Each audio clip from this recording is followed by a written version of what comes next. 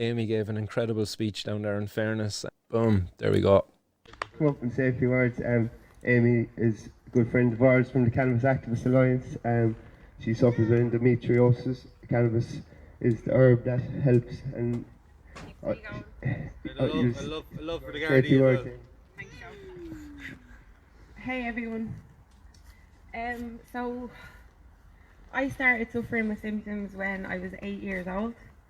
I was telling my story for a long time thinking it was when I was 11, but I recently got my medical notes under the Freedom of Information Act, and it turned out I was first hospitalised when I was 8 years old.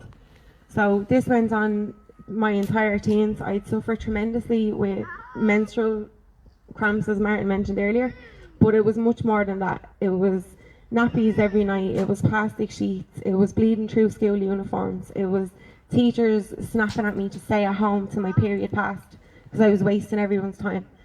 And the whole way throughout this, I was being put on different hormonal treatments, I was being prescribed a world of painkillers, and it got to a stage where they were saying it was psychosomatic. This must have been all in my head, there's no way I could be experiencing this. So I never heard the word endometriosis until I was 21. So I nearly done cartwheels in the hospital when the doctor diagnosed me, because at least I had something to put to my suffering that I was told was all in my head and couldn't be real. So I thought life was going to get better when I was diagnosed, but sadly it only got worse, because it's a chronic condition. There is no cure. It's the most aggressive benign disease that there is, and it's where tissue similar but not the same as the lining of the womb grows in other organs. So it's not just a bad period. It's been found on every single organ on the entire body, and 1 in 10 women are suffering. It's more common than diabetes, and nobody is talking about it. Nobody wants to hear about it. Nobody knows how to deal with their friend that's always in pain. You know, I lost everything at the age of 26. After my 3rd surgery in Ireland, I was butchered. I never made it back to work. I had to go on disability, lost my home, my job, my ability to drive. And the only thing that kept me from committing suicide was cannabis. Cannabis was the only consistency that I had throughout this entire nightmare.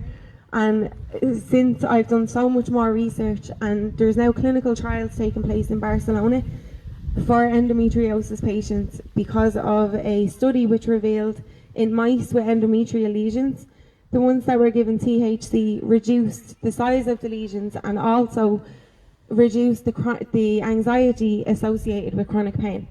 So this study alone was enough for I can't remember the name of the hospital off the top of my head in Barcelona, but they're doing clinical trials. So where's this magical barrier that it's okay to try this in other countries, but I'm a criminal here in Ireland?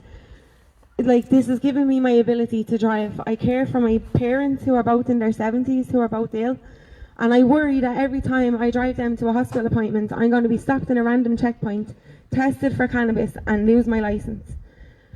I've already had to go to Romania. I travelled there in 2019 to a specialist team. It cost me 10 grand that I would have got fully reimbursed from the state had the consultant in Ireland given me a referral to go.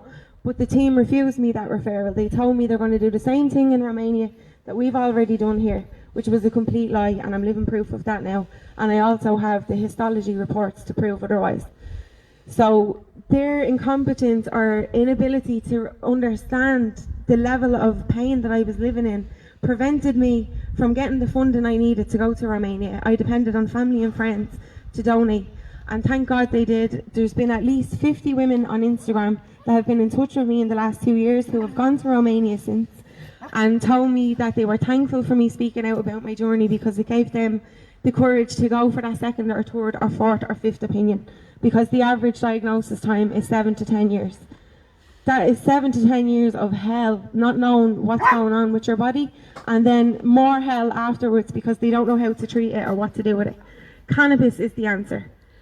We have the evidence. In Canada, you can get cannabis tampons, THC pessaries, THC suppositories, which knocks out endometriosis pain in 15 minutes.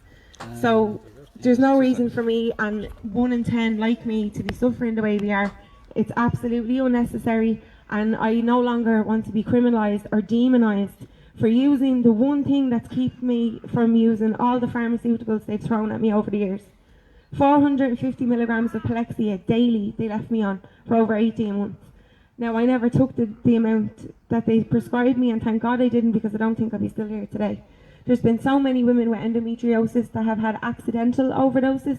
They were in that much pain, they just took one more pill, and that was it.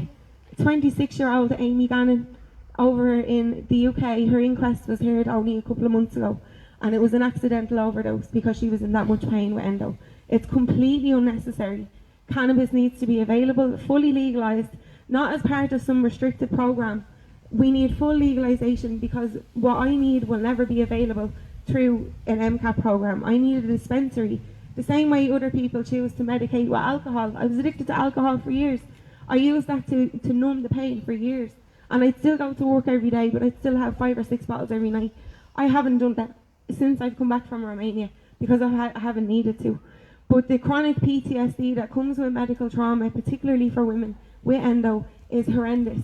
And that PTSD was reinforced today when I walked into this park and saw the guards intimidating people that were just here to support a patient's right for safe access.